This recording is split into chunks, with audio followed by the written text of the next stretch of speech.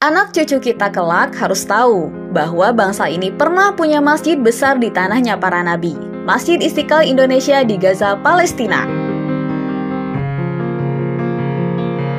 Sayang usianya tak panjang karena Israel melenyapkan Masjid Kemerdekaan ini bersamaan dengan pembumi hangusan kota Gaza yang dilakukan sejak Oktober 2023. Tepat di hari ke-120 genosida, tim kasih Palestina mendapatkan kabar menyesakan bahwa Masjid Istiqlal Gaza yang berada di Khan Yunis telah hancur sepenuhnya. Dan para jamaah yang tinggal di sekitar masjid tak sedikit yang menjadi korban.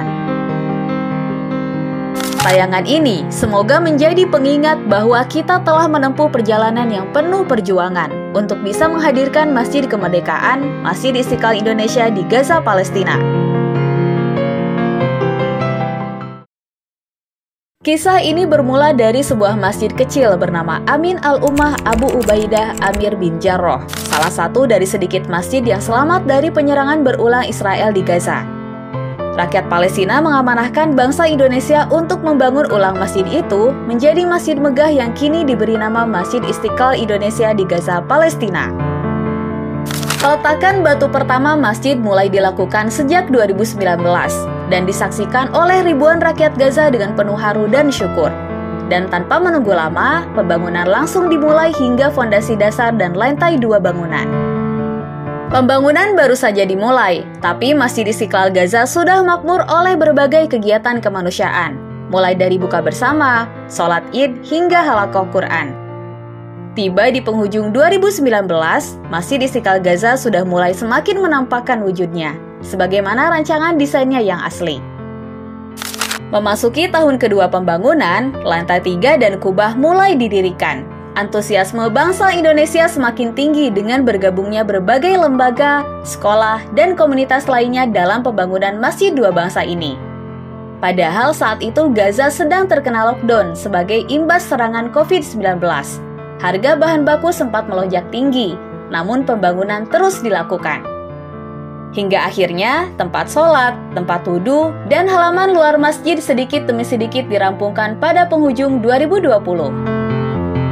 Lalu tibalah kita di tahun ketiga 2021, sebagai tahun terakhir pembangunan.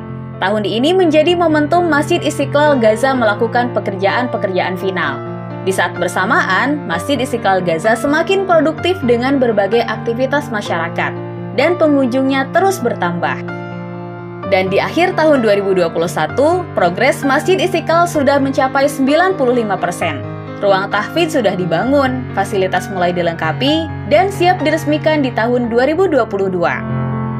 Inilah tahun yang ditunggu-tunggu. Setelah 3 tahun membangun, akhirnya Masjid Istiqlal Gaza pun diresmikan.